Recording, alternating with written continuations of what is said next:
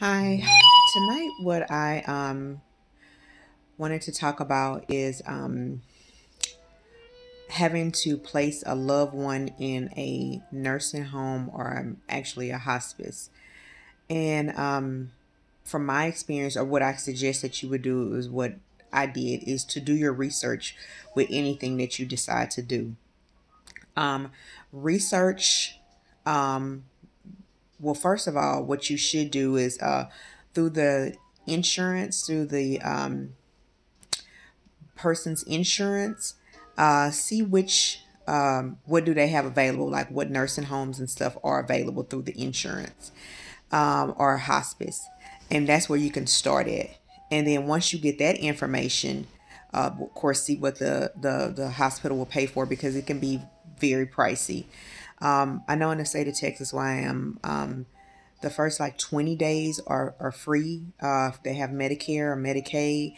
And then if there's an extension, they need an extension, the case manager can call the insurance company and request for an extension. But like you would do anything, like you eat or car, whatever, you have to do your research. I most definitely researched when I placed my dad. He had to go to a nursing home twice before. Um, so what I did is I went and checked out the nursing homes. Just, you don't even have to call them. Actually, you could just pop up over there and check and just see what they're doing, and see how things are, see how clean it is, um, and whatever the loved one, whatever it is that they're needing, as far as their medical condition, make sure that this place, the nursing home, can help them with that, with their medical condition. Um, Also, it helps, um, to just talk to them and just see. And then once you do that, you can look online, and it can give you like any ratings. I believe it's the Department of Aging. You can look, the Texas Department of Aging, where you can look and you can see how many complaints or reports have been made against the nursing home. Once you find that type of information out, then that's how you will go to begin to place the loved one in that nursing home, or in the facility of your choice. Once you get them in there, be sure you have to check on them. I hear a lot of people saying, "Well, I can't put that's just leaving them. We take care of our family. We don't put them in nursing homes." Well, sometimes you're gonna have to, because of what they require, like as far as their physical limitations. And nursing homes, they give physical therapy and cognitive therapy, speech therapy, things that you actually you can't do. The key to anything is to just don't leave them there and forget about them. Go and check on them regularly. Call if they're able. I know my dad, he had a phone in his room. He was able to tell me everything that was going on. And don't get in a routine of, oh, I only come like Tuesday at this time. Come all times. It's usually 24-hour access, especially if they have a private room. You go in there whenever, so they won't be expecting you, so they're less likely to do something, which is sad. Also, just and they're gonna meet with you, because they did with me. Ask for meetings, ask for the progress, or status reports, or ask what's going on. Are they getting any worse? Are they doing any better? Well, it, is there something that you can do to help them, to motivate them to do like physical therapy or speech therapy? Have them participate in activities. I know a nursing home my dad was in, he had to participate in activities in order to stay there. So just do that. And then, just because they're in a nursing home, that doesn't mean that you can't like take them away like on a weekend pass or a day pass. You just have to ask. And so that's always good. To check up on them, make sure everything is okay. The key thing is to just not forget about them and just leave them there, to check up on them, and then nothing, hopefully nothing will happen. That's with the nursing home. Now with the hospice, hospice is different, because it's the end. It's just no easy way to say it. When I was told that my dad had to be placed in hospice, it was very emotional for me because I knew what hospice was. It's death. It's where, because they don't offer any preventative treatments. Like my dad was on dialysis, so they wouldn't give him dialysis anymore, and dialysis is what was sustaining him. So it is the end, no matter what they say. Usually hospice are free because they, you know, person is, prepared to pass away. Um, it was very emotional because that's when, the doctors, they can no longer help. It's nothing medically that can be done for a person anymore once they decide to place a person in hospice. So when my dad had to go to hospice, it was very emotional. I cried. It was just very hard because he didn't know what was going on. It was just out of it. He didn't know anything.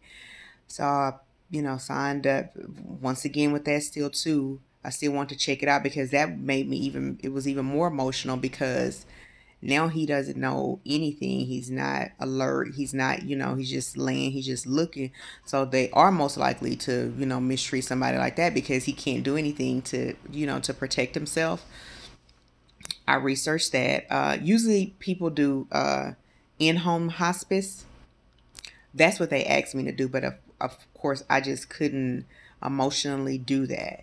And that's just basically where you do hospice at home and they teach you certain things. So basically they come home to die, and that's not something that I wanted to happen, with me, because mentally it was just going to be too much. It was all just too much for me to handle. But just to be, this is the house now I'm going to live in that he did, that I brought him to pass away. So no, that wasn't a good choice for me.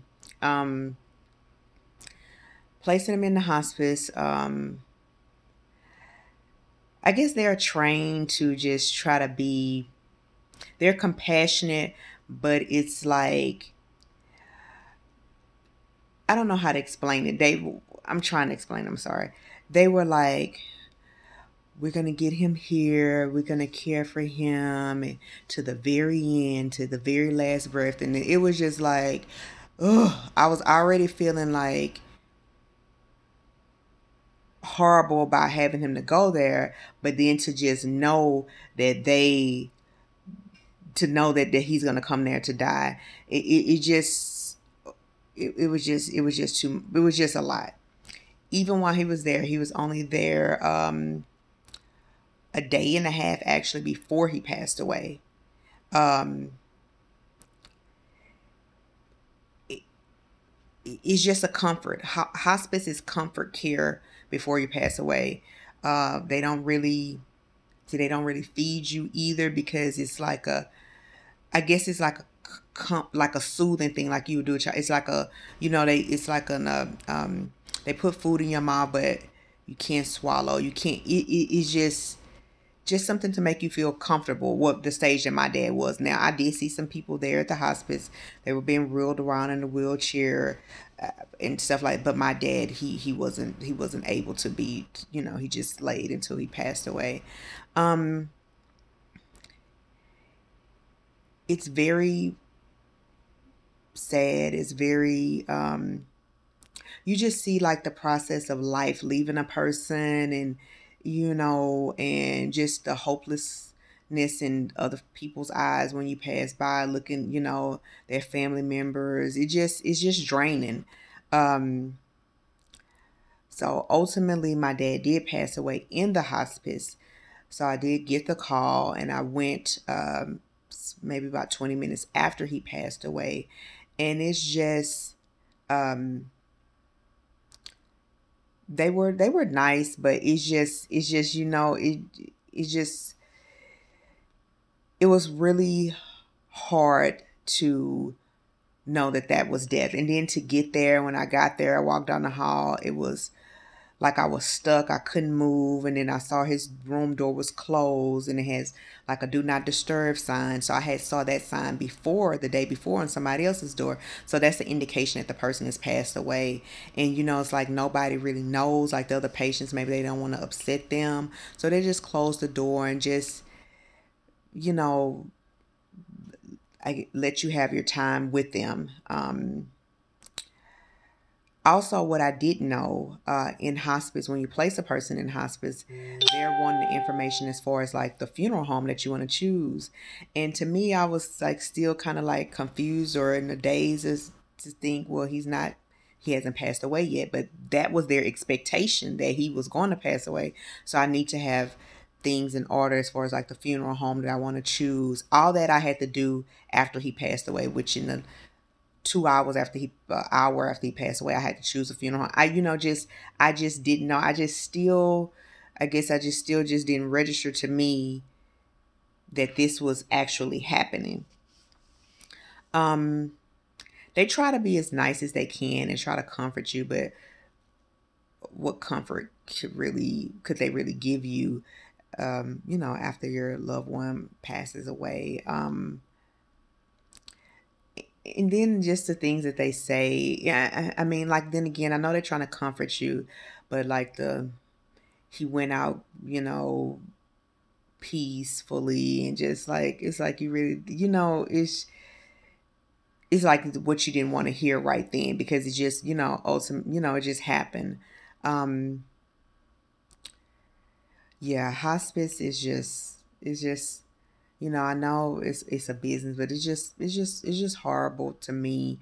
Not nothing was wrong with the hospice that I chose. It's just the idea of it all, which was what was hard for me, and it's very emotional. So with any of this, the hospice, the nursing home, you have to be mentally and emotionally prepared as much as you can. Prepare yourself. Try to prepare yourself mentally and emotionally. Most definitely research, research, research. And you don't have to just place them somewhere. It's your choice. You know what I'm saying? Don't let anybody rush you as to what you want to make the best fit. And if there is any problems that you're having along the way, document things and speak to them. Speak to the director. Speak to, if you can't, there in cases, I didn't even go to the nurses. I went straight to the director of the facility, because they're there in their office, because, to cut out the middleman, because it's your family, it's your loved one. So, you don't have time to like to waste, you know and don't be afraid to. It's not that you're being rude or you being, it's just that you are concerned. You have care and compassion and love in this person that you're concerned about, and you love them, and you want to make sure that they're treated like with dignity and respect, even until the end. That's just my thing. I wanted my dad to be treated with dignity and respect even until the end. I knew it was the end, but I still wanted him to be, just because he was dying. Yeah, I want the room clean. I want I still like, he's not covered up, even though of course, he didn't really know. But I still, I just still wanted, because he was still alive at the time. Um, so that's all I have right now about the nursing homes and the hospice. Um, Like I said, if there's anything else you want me to touch on, just write it, just tell me in the comments. Also, this is just my own personal experience that I'm sharing. Um, just wanted to give some information to help, because I know I didn't have a lot of information. It was just bits and pieces here. I was hearing from people. So if if I can do something to help, with these videos can help, hopefully they are helping. Um, just let me know if there's anything else that you to talk about. Be sure to like and subscribe to my channel. Okay, thanks. Have a good night.